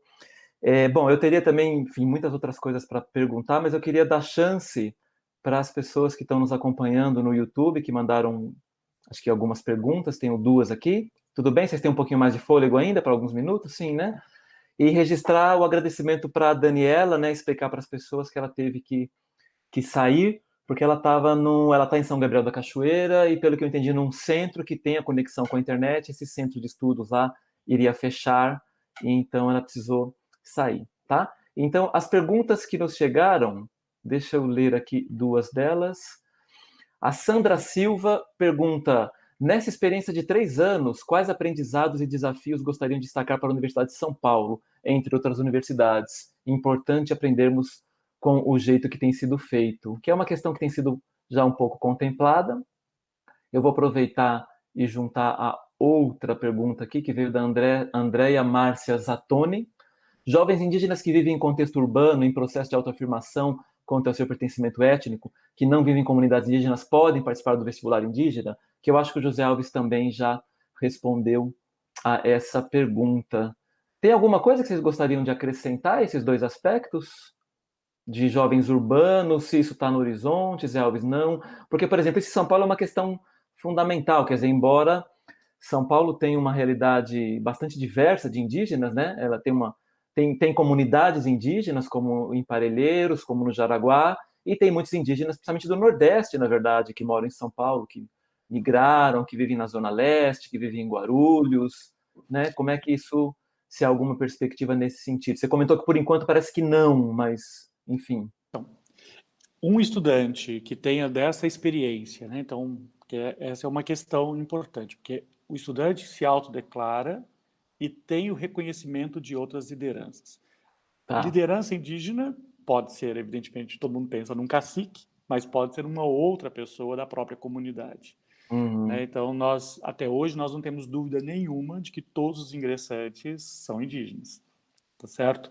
E acho que esta é uma preocupação de todo o coletivo, de que os estudantes possam ser, então, esses que estão numa estratégia de recuperação, né, das suas origens, porque a gente tem relatos de outras universidades e que passaram por essa experiência, então é que não aconteceu ainda, mas esses estudantes que queiram, preenchendo o formulário e tendo essa autodeclaração, está valendo, não é que tá restrita, não. Tanto é assim, que daí é óbvio que é um papo aí de mais chato e não... É mais técnico para quando eu for dar assessoria para o vestibular indígena da USP, mas é óbvio que a gente consegue perceber distinções de rendimento em prova de um estudante que está numa área urbana, numa área, por exemplo, São Gabriel da Cachoeira tem rendimento superior aos estudantes de Tabatinga. Por quê? Aí são as perguntas que nós, como vestibular, como a gente faz vestibular, sei lá, em vários estados, a gente se pergunta para poder dar respostas às perguntas da própria instituição, né, da própria universidade.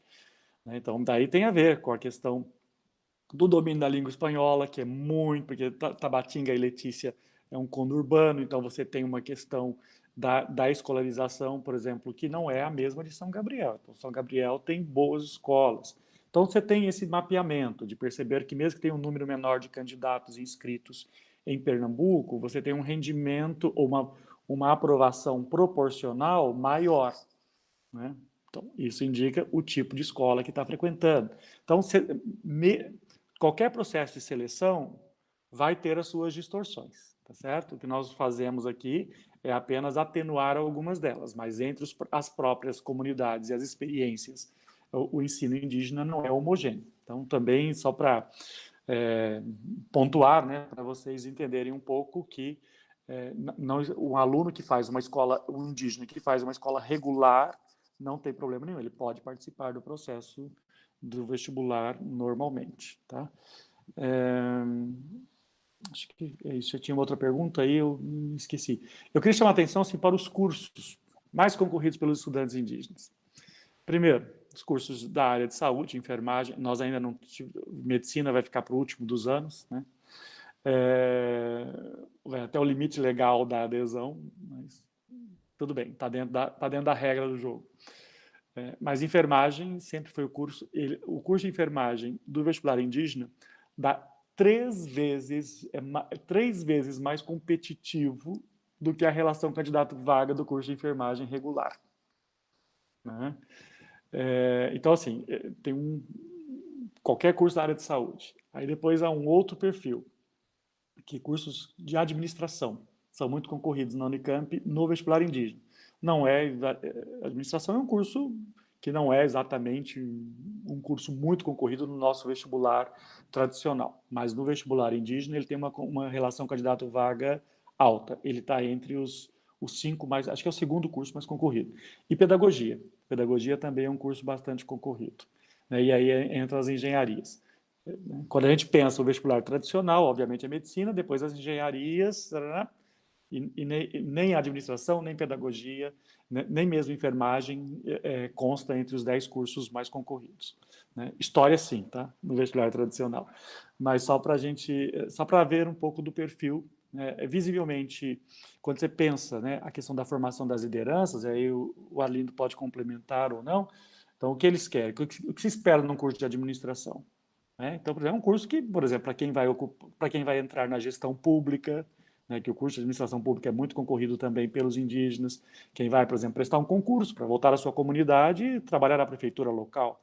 É um curso que te dá muita ferramenta para participar de um concurso, né, falando mais objetivamente e diretamente. Então, tem esse processo também de formação de lideranças, como o Arlindo mencionou, e de que essas lideranças vão poder discutir de igual para igual com aqueles que querem retirar os seus direitos no momento que ele está validado por um saber de uma instituição como a Unicamp. Então, nesse sentido, também é interessante perceber o desenho de cursos e as expectativas deles em relação às opções de curso que nós oferecemos. Muito interessante, Zé Alves e Arlinda, essa relação, né? Porque é claro que isso diz respeito a essa missão, digamos assim, que esses estudantes, essa missão comunitária que eles têm, né? E me chama a atenção, né, Zé Alves e Arlindo, que história, como você mencionou, Zé Alves não teve 2 vagas, pelo que você falou, não lembro quantas, e não teve candidato, né? Quer dizer, isso é muito significativo, né? Que a gente saber que, bom, talvez eles imaginam, a história que vocês brancos contam da gente, a gente já sabe, na verdade. Vocês é que têm que ouvir a minha história, ou criar uma relação mais dialógica com isso, né? Então, acho que talvez, eu estou pensando aqui que no caso da USP, a gente poderia pular a contratação de professores de história indígena, que eu estou lutando por isso há 15 anos, de professores para lecionar história indígena, e já partir para a contratação de professores indígenas para essa área, ou coisa parecida. Talvez a gente vai pular essa etapa e já, né, dar um salto em uma outra direção que talvez seja até mais interessante. Sem dúvida, se puder fazer isso, será bom. Mas só para... Eu brincava assim, bom, a história maltratou tantos indígenas que agora chegou a hora deles simplesmente nos ignorarem. Mas depois do segundo vestibular já teve gente. Tá? O segundo já teve. Mas é interessante pensarmos nisso como historiadores. E o Arlindo foi muito polido aqui, foi muito delicado, foi muito sutil, na verdade, né? Falar que os indígenas foram deixados de lado nessa história. Na verdade, eles foram, quer dizer, em muitos casos, massacrados, escravizados, deslocados, né? E nem por isso os torna como vítimas, né? De um processo, apenas vítimas, na verdade. Né? Isso não rouba deles a agência histórica, eles estão aí com as suas línguas. É claro que em situações muitas vezes desfavoráveis, especialmente nesse atual governo, como já foi destacado aqui. Mas, ou seja, o fato deles terem sofrido essas violências não os tornam em derrotados, é onde eu quero chegar. Né? Eles estão aí mostrando justamente isso para a gente e trazendo essas outras histórias que a gente precisa criar relações mais dialógicas aqui. Eu não sei se o Arlindo vai falar, vai lá, Zé, mas você acabou de mencionar um tema que eu acho importantíssimo, e aí eu quero falar de novo da Unicamp. os vestibulares indígenas ou as instituições, as outras universidades federais que atendem e que contemplam vestibulares indígenas e o acolhimento dos estudantes indígenas têm sofrido um desmonte desses programas. Então, nesse sentido, pelo fato de sermos universidades estaduais e termos uma relativa autonomia, né, é um lugar também de reafirmação desses princípios e desses direitos.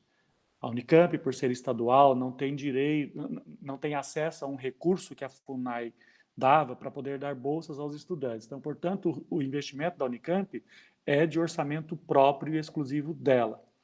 Mas, por exemplo, vimos, aí eu posso cometer até um certo equívoco agora, me peço desculpas, mas pelo menos dos relatos dos colegas, né, que estavam em São Carlos, vimos a descontinuidade de políticas de bolsas. Então, você tem estudantes que estavam aqui, aí acho que o Arlindo pode relatar, por conta da mudança de orientação da política de governo, né? Então, nesse sentido, as universidades que têm algum grau de autonomia, né, a autonomia desejada e necessária, mas eu acho que, por exemplo, o fato deles estarem na Unicamp fortalece a pauta, e eu acho que a USP, como questão de cidadania mesmo, e como lógica de direitos para todas as pessoas. Quando se pergunta por que fazer um vestibular indígena, né, voltando à pergunta inicial que eu mesmo fiz e lancei, né, porque é um princípio constitucional. A Constituição garante o direito à educação a todos os brasileiros, e os indígenas são brasileiros, né? Então, nesse sentido, dentro desse modelo, né, nós não podemos permitir ou legitimar as exclusões por conta das competições difíceis do acesso ao ensino superior. Mas eu considero, né, que pelo menos este grupo que está na Unicamp hoje ajuda a legitimar a pauta dos povos indígenas, dos estudantes indígenas, e estão menos ameaçados, por exemplo, do que os colegas deles, os parentes deles, que estão nas universidades federais. Então, esse é um momento político crucial para a sobrevivência dos povos e das culturas e das terras e dos saberes indígenas. A questão passa pela terra ainda, né? Então, acho que isso é uma questão fundamental de ser dito. E o fato de alguns deles estarem aqui dá uma legitimidade, por exemplo, de uma fala, de uma reivindicação da própria universidade para proteger os nossos estudantes. Acho que a USP foi central, por exemplo, na proteção aos seus estudantes em momentos de perseguição. Então, hoje é um outro tipo de perseguição, mas a universidade pode fazer esse papel. Mas, para isso, primeiro ela tem que abrir as portas para ter esse estudante. Arlindo, você gostaria de comentar mais alguma coisa? Eu acho que o professor José Alves, ele, não tenho certeza, né? E eu estou muito convicto de que realmente a gente está passando por um momento difícil, né? Como indígenas, mas ao mesmo tempo um pouco diferente, né? Nesse contexto de universidade para universidade, né? E a gente já tem visto, assim, os parentes que estão nas universidades federais sofrendo, né? Com essa retirada de direitos, assim. E aí, a gente, estando na universidade, como eu citei logo no início, é exatamente nesse sentido, né? De poder brigar, de poder ir nos atos, poder, né, brigar de fato. E é muito, assim, muito bom, por exemplo, eu poder estar hoje, a universidade me proporcionou de ter a possibilidade de estar em contato com lideranças históricas, né, que lutaram pelos nossos direitos, né? Eu gosto muito de citar os parentes que participaram do movimento da Constituinte, que é o professor Ayrton Krenak, o seu Álvaro Tucano, né, existe mais parentes aí que participaram disso. E aí é importante também que eles têm realmente vamos dizer assim, essa expectativa com relação a gente que está acessando a universidade. Exatamente no sentido de falar para a gente, olha, busquem esse conhecimento, tenho certeza que a gente vai se fortalecer no sentido de debater mesmo, né? de buscar, discutir, pautar os nossos direitos. Então, a universidade realmente, eu tenho uma perspectiva, até se eu pudesse falar assim, uma expectativa muito breve, de que a universidade vai ser protagonista no sentido de dar realmente para a gente esse conhecimento que a gente sempre precisou de tá buscando e debatendo e falando para quem sempre nos agrediu, não é assim, né? É por aqui. E aí, além disso, trazer o nosso conhecimento e tentar fortalecer de alguma forma, né? Porque o que a gente tem visto ao longo da nossa história mesmo, né? É sempre aquilo de tirar nossos direitos, né? E aí, eu vou até um pouco ser audacioso de falar que eu me sinto um cara muito livre de estar na universidade e poder estar pautando aquilo que eu penso, poder estar falando a partir da minha visão, a partir da minha perspectiva, a partir daquilo que eu tenho de análise do contexto, da minha realidade, e aquilo que eu posso contribuir, não só com a própria sociedade brasileira, mas ainda com a própria, vamos dizer assim, os próprios povos indígenas. E aí é muito legal, porque a gente está dentro da universidade realmente é fruto das lutas, não só dos movimentos sociais, mas da luta das nossas lideranças, que no relato deles não tiveram todo esse conhecimento para poder discutir, mas eles usaram toda a habilidade do nosso conhecimento do diálogo para tentar sempre buscar brigar, né? E aí é importante que nessa briga, por exemplo, os discursos que foram, vamos dizer assim, romantizados sobre a gente sempre prevaleceram. Então, estar na universidade, a gente poder trazer o nosso discurso de fato, que é verdadeiro, de acordo com a nossa história, nossa ancestralidade, e poder estar contribuindo e, ao mesmo tempo, fortalecendo os povos indígenas. Eu acho que eu tenho uma expectativa boa que daqui, nas próximas décadas, hoje já somos quase 40 mil, mais de 40 mil indígenas nas universidades, mas a maioria nas universidades privadas. Eu tenho certeza que, de fato, por exemplo, uma coisa muito interessante que está acontecendo dentro do próprio povos indígenas é aqueles que tinham, por exemplo, tinham medo de se declarar indígenas por questões de racismo, por questão de preconceito. Hoje eles já se colocam, né, já se identificam como indígenas. Eu tenho certeza que uma grande parte ainda vem por aí se declarando, se dizendo indígena, a partir daquilo que está sendo construído aqui na universidade, a partir daquilo que a gente está conseguindo fazer.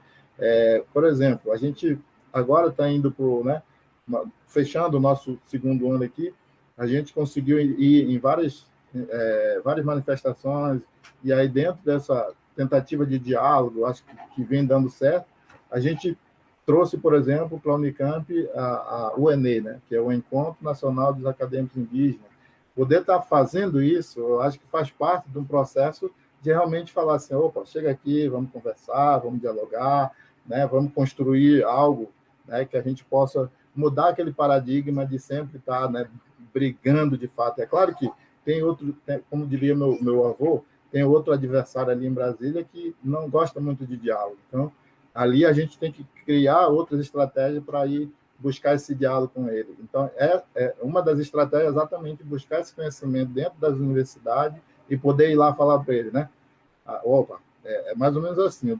Hoje, eu tenho o seu conhecimento, eu posso falar no mesmo nível que você, já que você espera que a gente, debata no mesmo nível, porque, querendo ou não, a gente pode dizer, dentro do conhecimento hegemônico, estar com esses títulos de engenheiro, de advogado, de economista, é importantíssimo para a gente poder ser ouvido, poder pautar e realmente, vamos dizer assim, falar a partir das nossas narrativas, dentro das nossas perspectivas. Eu acho que o meu sonho maior não é, por exemplo, é claro que se formar na Unicamp como engenheiro, pelo nível de exigência, hoje eu tenho, realmente um negócio grande, mas vai ser tão grandioso eu abrir uma porta e dizer para os parentes, vocês podem acessar a universidade, vocês têm capacidade de buscar esse conhecimento dentro da lógica da necessidade dos povos, né? O professor José Alves falou, por exemplo, da enfermagem, né? Foi um dos cursos mais, vamos dizer assim, mais concorridos, exatamente nessa lógica das nossas necessidades, né? das nossas regiões.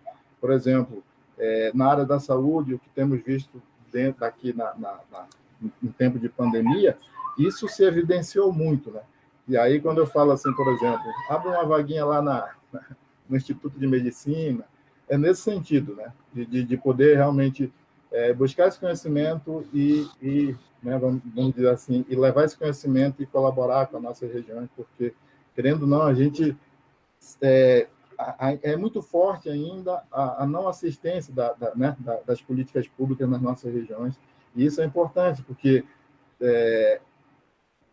a partir do nosso acesso, a gente consegue, além de dizer que a nossa região tem a necessidade né, de ter um médico, ter um enfermeiro, a gente poder abrir caminho para que os nossos filhos, daqui 5, 6 anos, eles possam estar entrando de peito aberto na universidade, né? Sem chegar num lugar que assim, é uma sensação que a gente tem um pouco de que a gente é desconhecido, né? Dentro da lógica do conhecimento dentro das universidades. Também é uma quebra de paradigmas que a gente também tem que construir, né? Por exemplo, eu posso citar o meu filho, ele vai entrar no Cutuca, né? Vai ser o primeiro indígena a entrar numa escola técnica em Campinas. Então, assim, parece pouco, mas é uma história sendo contada, né? Vamos dizer assim, uma coisa tão pequena que realmente está demorando quase 50, 100 anos para acontecer. Então, é uma trajetória, né? Assim, que a gente realmente tem que trabalhar com um olhar sensível, e aí vem aquela carga não só de acadêmico, eu falo sempre, eu queria ser simplesmente um acadêmico, né? Mas não posso ser simplesmente um acadêmico, é muito além disso, né? A gente traz uma carga um pouco pesada, assim, mas é uma carga necessária, né? A partir do entendimento daquilo que a gente tem buscado com relação a... E aquilo que nossos parentes brigaram tanto, né? Para a gente estar aqui. E aí eu digo sempre, vamos chamar os parentes com esse intuito, né? Da gente não só trazer o nosso conhecimento, mas se sentir pertencente, né? Vamos dizer assim, pertencente do Brasil, porque, como eu falo assim, muitos parentes ainda não se declaram indígenas, né? Eles se declaram pardo, exatamente pelo histórico, né? do que a gente sofreu. Né? Todo um histórico de sofrimento, ele atrapalha muito ainda nesse contexto de dizer quem eu sou. Né? E aí também é um movimento muito bonito, porque, por exemplo, eu falo muito para os parentes, a gente precisa conversar, falar, narrar nossas experiências com esse objetivo, né? De dizer para os nossos parentes, vocês têm que ter orgulho do que vocês são, e a gente passa a ser referência nesse sentido. A partir do momento que eu falo quem eu sou, e aí ver os parentes também, né, como diria meu avô, estufando o peito, dizendo que também é baré, né, que é de um povo que é sofrido, mas que é forte, né, só precisamos abrir uma porta para eles, né, eles têm a capacidade. Então, eu acho que essas portas se abrindo, apesar dos pesares, né, umas portas se fechando, né, dentro dessa lógica do contexto político, vamos falar assim, realmente, eu costumo dizer assim, é libertador, né? Essa é a palavra, né? É uma liberdade muito bonita de eu poder estar falando isso, né? Justificando um pouco, por exemplo, uma lógica do que meu povo sofre é o seguinte, a gente vem das nossas terras na tentativa de buscar algo nesse sentido, só que a gente chega dentro nas cidades, a gente vai para as periferias, porque a gente não tem vamos dizer assim, um conhecimento técnico para poder se inserir dentro da lógica né, desse contexto, vamos dizer assim, do capitalismo, e a gente acaba que indo para as periferias sendo marginalizado, muitas das vezes, sem muita força de sair e voltar para nossas terras, né, para os nossos lugares. E aí essa migração também é muito perigoso.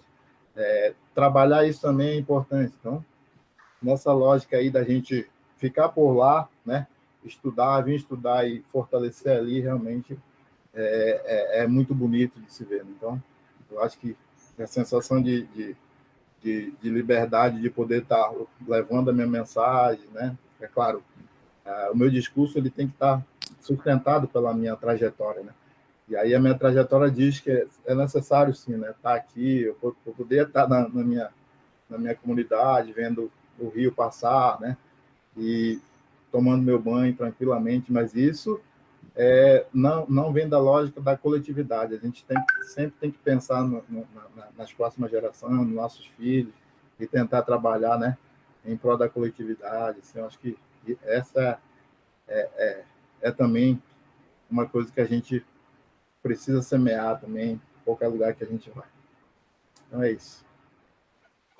Arlindo, eu tenho certeza que vocês estão semeando, né? Porque no fundo é um processo, como o José Alves e vocês todos comentaram, de transformação na universidade desde dentro, a presença de vocês.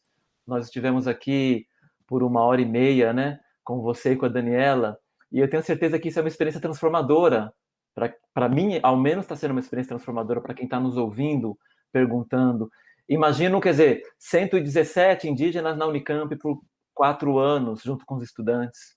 Quer dizer, tem repercussões isso na transformação da universidade, na transformação do capitalismo, desse modelo hegemônico de vida que tanto nos adoece por vezes, né, que a gente sequer hoje tem como imaginar, na verdade. Então, acho que é uma missão, como você falou, é uma carga grande, né, mas acho que ela vale muito a pena, porque é um processo transformador, né. E aí eu lembro, você mencionou o seu parente, né, o Ailton Krenak, que justamente num evento na USP, há 3 anos atrás, ele perguntou para os estudantes, né, e para os indígenas, né, por que vocês querem, estudantes indígenas, estar na universidade, né?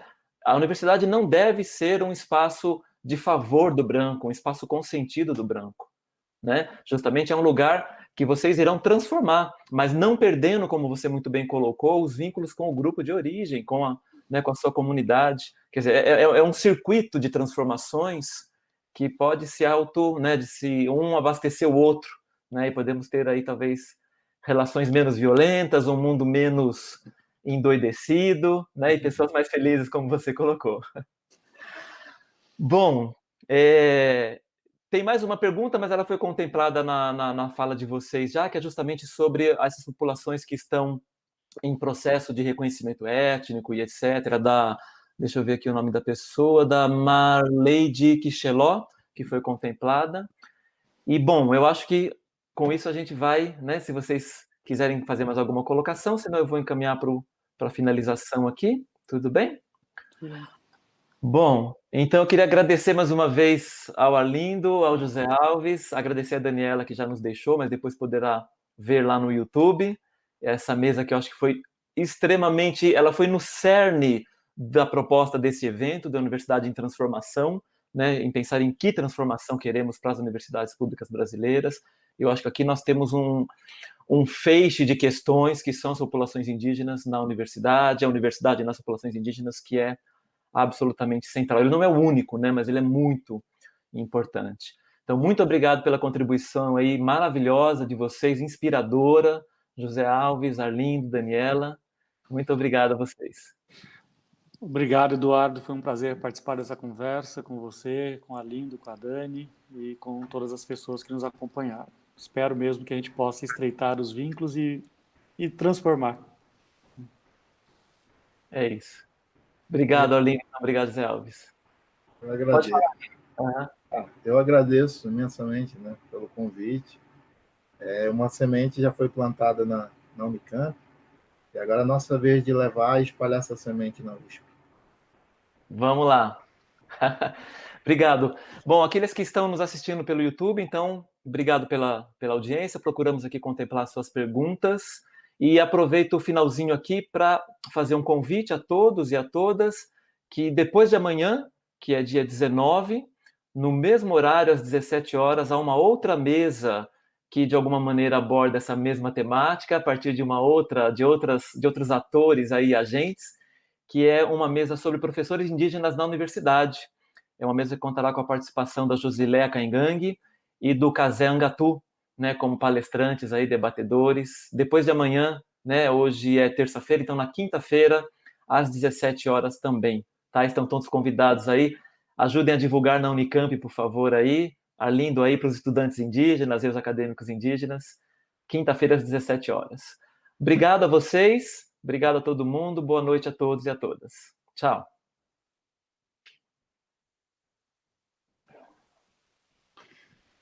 Aí nós esperamos um pouco, Zé Alves e Arlindo, se eles estão, acho que, desligando a conexão com o YouTube.